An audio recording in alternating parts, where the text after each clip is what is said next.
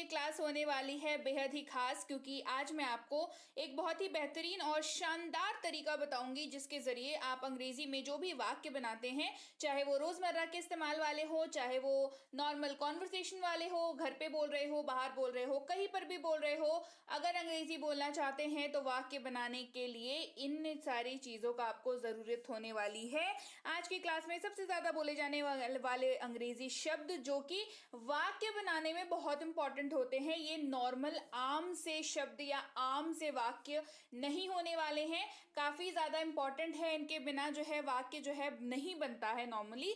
और इसी के रूल्स भी बताऊंगी, क्योंकि देखिए नॉर्मल शब्द होते हैं तो उतना रूल रेगुलेशन फॉलो करने की ज़रूरत नहीं पड़ती है, लेकिन जब आप खास शब्दों की बात करें तो वहाँ पर रूल्स की ज़रूरत पड़ती है, क्योंकि हर चीज़ हर जगह पर इस्तेमाल नहीं हो पाती, क्योंकि ये जो है वो खास और इम्पॉर्टेंट वर्ड्स हैं और इनके ऊपर बने वाक्यों को भी आज हम लोग पढ़ेंगे। तो चलिए क्लास को शुरू करते हैं। सबसे पहले बात करेंगे वॉज की। WAS, इसको वॉज पढ़ते हैं। सबसे पहला चीज जो फोकस करेंगे वो उच्चारण है।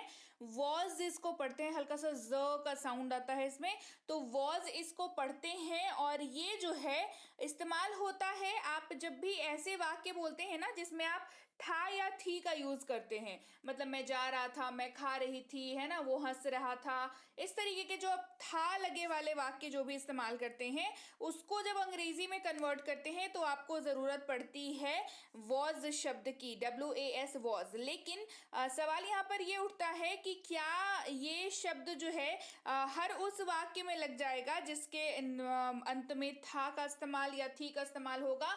तो नहीं, आपको एक रूल याद रखना पड़ेगा जिसके बेसिस पे आप ये डिसाइड कर पाएंगे कि उस पर्टिकुलर वाक्य में था या थी है तो इसमें वॉज यूज होगा या नहीं होगा। तो रूल आपके सामने है। रूल कुछ ऐसा है कि वॉज जो है आप हर उस वाक्य में लगा सकते हैं जिस वाक्य में आप आई शब्द का इस्तेमाल कर रहे हो, ही का इस्तेमाल कर रहे हो, शी का इस्तेमाल कर रहे हो, इट का इस्तेमाल कर रहे हो और किसी भी नाम का इस्तेमाल कर, जैसे रोहन, रिया, रीता, कोई भी नाम अगर इस्तेमाल कर रहे हो तो इन सबको अगर आप सब्जेक्ट की जगह पर इस्तेमाल कर रहे हो तो आपको वॉज शब्द का इस्तेमाल करना पड़ेगा।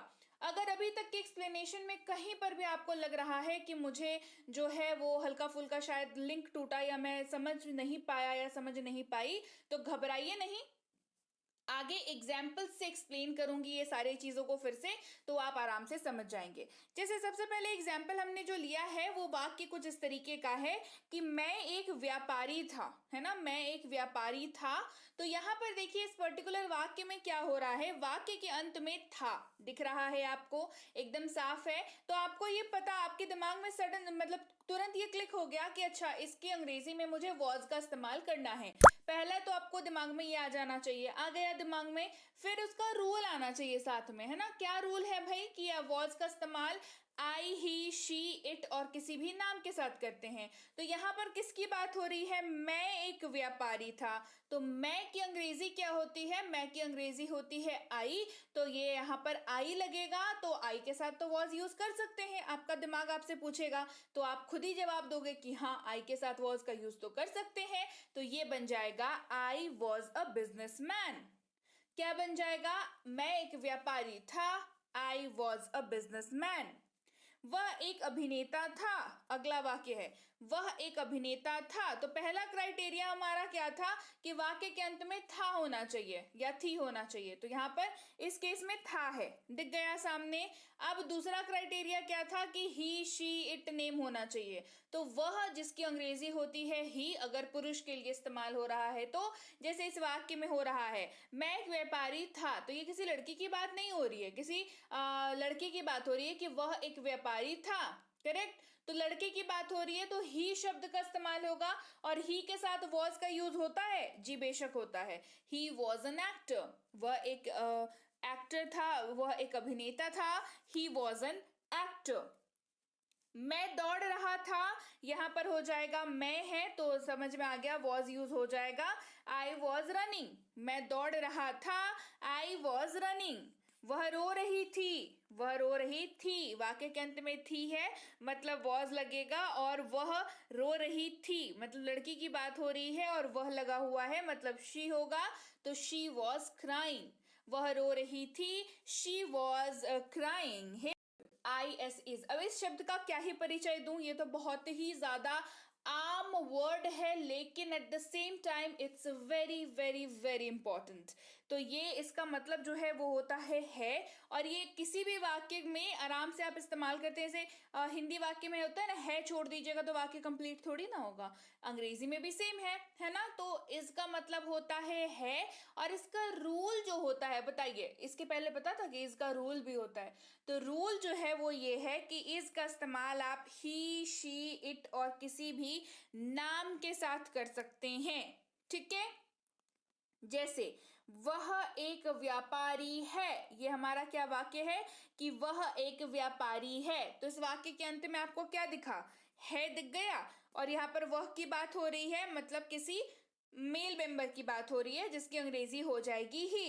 तो ही इज अ बिजनेसमैन, वह एक व्यापारी है, ही इज अ बिजनेसमैन। यह एक तोता है, तोता मीन्स पैरट, है ना, चिड़िया।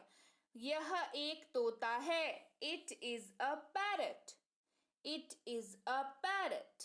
वह खा रहा है, ही इज ईटिंग, वह खा रहा है, ही इज ईटिंग। वह खाना पका रही है, शी इज कुकिंग। देखिए यहाँ पर है लगा हुआ है, और यहाँ पर इज लगा हुआ है, शी लगा हुआ है, इज लगा हुआ है। तो इज जो है वो इसके लिए है, करेक्ट, और वह जो है वो शी के लिए है ना। और यहाँ पर पका रही है, तो हमें समझ में आ गया शी का इस्तेमाल होगा। गेटिंग, शी इज कुकिंग, वह खाना पका रही है, शी इज कुकिंग। बढ़ते हैं आगे, अगला शब्द है विल, WILL, विल, इसको पढ़ते हैं। मतलब होता है ऊंगा, एंगे, एगी, एगा। जी नहीं, मैं कोई और भाषा नहीं बोल रही हूँ, बल्कि मैं आपको यह बताने की कोशिश कर रही हूँ कि आप ऐसे बहुत तेरे वाक्य अपनी लाइफ में इस्तेमाल करते हैं जिसके अंत में आपको ऊंगा, एंगे, एगी, एगा ये सब दिखाई देता है, मतलब आप बोलते हो, है ना। तो जब ऐसे चीजें बोले हम लोग, तो उसकी अंग्रेजी जो होगी उसमें विल शब्द का इस्तेमाल किया जाएगा। विल का इस्तेमाल जिस सब के साथ आप कर सकते हैं, आई, ही, शी, इट, कोई भी नाम हो, चाहे हो यू, वी, दे, सब के साथ आप विल का इस्तेमाल कर सकते हैं। जैसे वह जाएगा, एगा, दिख गया आपको वाक्य के अंत में। ही विल गो, वह जाएगा, ही विल गो। हम पढ़ेंगे, इसको तोड़िएगा ना तो एंगे निकलेगा, ठीक है, इसको संधि विच्छेद कीजिएगा तो एंगे निकलेगा। हम पढ़ेंगे, वी विल स्टडी, हम पढ़ेंगे, वी विल स्टडी। आगे बढ़ते हैं, अगला शब्द जो कि है कुड। सबसे पहली चीज, इसका उच्चारण समझ लीजिए, COULD, लेकिन यहाँ पर एल का उच्चारण बोलते वक्त नहीं होगा, लिखते वक्त होगा, पर बोलते वक्त नहीं होगा। इसको कुड पढ़ते हैं, कुड पढ़ते हैं। इसका मतलब होता है सका, सकी, सके, या पाया, पाई, पाए। वाक्य के अंत में दिखेगा तो अंग्रेजी में कुड का यूज करेंगे। एक और खास बात जो कुड के बारे में याद रखेंगे वो ये है कि कुड जो है वो कैन जो शब्द है ना, कैन, उसका पास्ट फॉर्म है, ठीक है। कैन का पास्ट फॉर्म है कुड, और एबिलिटी को शो करता है, एबिलिटी यानी कि क्षमता को दिखाता है। कुड का इस्तेमाल सबके साथ कर सकते हैं, तो कोई समस्या वाली बात यहाँ पर है नहीं। बस आप ये याद रखिए कि कुड का जो रूल है वो ये है कि कुड सबके साथ इस्तेमाल होता है, ठीक है। चलिए, मैं यह नहीं कर सका, I could not do it, मैं यह नहीं कर सका, I could not do it. वह पढ़ पाया, ही कुड स्टडी, वह पढ़ पाया, ही कुड स्टडी। क्लास को आगे बढ़ाने की है वुड, WOULD, इसको पढ़ते हैं वुड, और इसका जो मतलब होता है वो गा, गे, गी के तौर पर यूज होता है। मतलब वाक्य के अंत में अगर गा, गे या गी का इस्तेमाल हो रहा हो तो वुड शब्द का इस्तेमाल उसकी अंग्रेजी कन्वर्ट करते वक्त यूज करेंगे वुड का। और ये हर वाक्य में यूज नहीं होगा जिसमें गा, गे, गी आ रहा है, ये ऐसे वाक्यों में यूज होगा जो संदेह या संभावना जताते हुए आपको नजर आ रहे हैं, या फिर भविष्य परंतु पास्ट में कहे जाने वाले वाक्यों में, मतलब भविष्य के बारे में बात कर रहे हैं, पर भविष्य में खड़े होकर के अगर देखेंगे तो पास्ट की बात, पास्ट में ये बात कही थी। इस तरीके के वाक्यों में वुड का इस्तेमाल किया जाता है। जैसे वह परीक्षा उत्तीर्ण करेगी, she would pass the exam. वह परीक्षा उत्तीर्ण करेगी, she would pass the exam. अब आप एक बात बताइए, सबसे पहली चीज तो ये संदेह भरा वाक्य है या नहीं, ये बताइए। हो सकता है आपको लग रहा है परीक्षा उत्तीर्ण करेगी, पर यू नेवर नो कि परीक्षा उत्तीर्ण नहीं कर पाई, है ना। तो सबसे पहले चीज तो ये संदेह वाला वाक्य हो गया, तो इसमें वुड का यूज होगा, सबसे पहली बात, है ना। इसके अलावा अगर आप जिस वक्त की बात कर रहे हैं उस वक्त में देखें खड़े होकर के, तो अभी उस वक्त के लिए ये वाला वक्त पास्ट है कि नहीं, बताइए, है कि नहीं, पास्ट है ना। तो ऐसे वाक्यों में भी वुड का यूज होता है, सिंपल, है ना। वे हमारी मदद करेंगे, दे वुड हेल्प अस। हो सकता है नहीं किए, क्योंकि नॉर्मली ऐसा ही होता है ना, बोल देते हैं मतलब मदद करेंगे, पर ऐसा हो नहीं पाता। तो ये संदेह भरा वाक्य है हमेशा, है ना, इसीलिए यहाँ पर भी वुड का इस्तेमाल हुआ, they would help us, they would help us. अगला शब्द है वर, जिसका मतलब होता है थे, और इसका इस्तेमाल यू वी डे के साथ होता है। हम खेल रहे थे, वी वर प्लेइंग। देखिए, आपको जितना मतलब याद रखना होगा ना शब्द का, उतना ही आपको रूल भी याद रखना होगा। पता चला शब्द का मतलब याद है, रूल याद नहीं है, तो गड़बड़ हो जाएगी। रूल याद है, मतलब याद नहीं है, तब तो इस्तेमाल ही नहीं कर पाएंगे, है ना। तो आपको रूल भी याद रखना होगा, मतलब भी याद रखना होगा, दोनों पैरेलली चलता है। दोनों आपको याद रहेंगे तो ही आप एक सक्सेसफुल वाक्य बना पाएंगे, सही वाक्य, है ना। हम खेल रहे थे, वी वर प्लेइंग। हम बढ़ई थे, वी वर कारपेंटर्स। कारपेंटर्स कौन, बढ़ई कौन होते हैं, जो लकड़ी का काम करते हैं, है ना।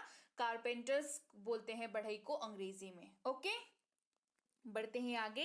अगला शब्द है एम, जिसका मतलब होता है हूं, और ये सबसे आसान और सबसे प्यारा, सबसे क्यूट सा शब्द है, क्योंकि इसका इस्तेमाल सिर्फ और सिर्फ आई के साथ होता है। आई के साथ एम का इस्तेमाल किया जाता है। जैसे मैं एक शिक्षक हूं, I am a teacher. Very simple, very easy, है ना।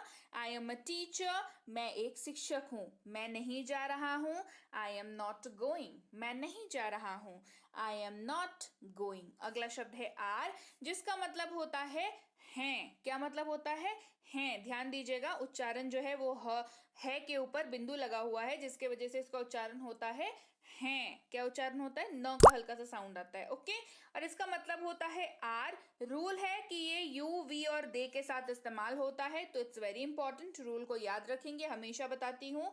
वे लोग शिक्षक हैं, दे आर टीचर्स। वे लोग शिक्षक हैं, दे आर टीचर्स। वे काम कर रहे हैं, दे आर वर्किंग। वे काम कर रहे हैं, दे आर वर्किंग। अगला शब्द है हमारे पास कैन, जिसका मतलब होता है सकता है, सकती है, सकते हैं, सकता हूं। घबराने की बात नहीं है, इतना सारा मतलब देख करके घबराने की बात नहीं है।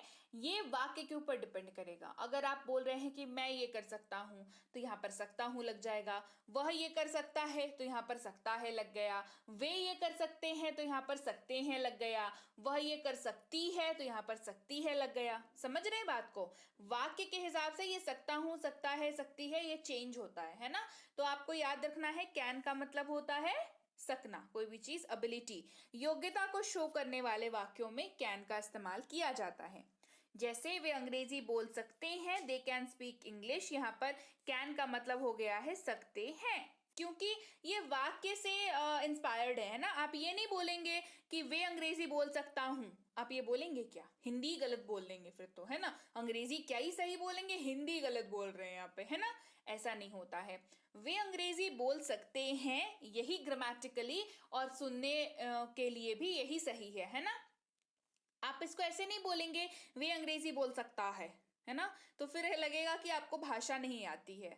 ओके, तो इसकी वजह से ही सकता है, सकती है, सकता हूं, सकते हैं होता है, वाक्य के ऊपर ये डिपेंडेंट होता है। पर इन चारों की ही अंग्रेजी होती है कैन, और ये आराम से वाक्यों में इस्तेमाल किया जाता है, ऐसे वाक्यों में जो क्षमता यानी कि योग्यता, एबिलिटी को दर्शाते हैं। वह अच्छा खेल सकता है, देखिए यहाँ पे सकता है, ठीक है। वह अच्छा खेल सकता हूं नहीं होगा, गलत है ना, समझ में तो आ ही रहा है गलत है। तो वह अच्छा खेल सकता है, ही कैन प्ले वेल। वह अच्छा खेल सकता है, he can play well, right.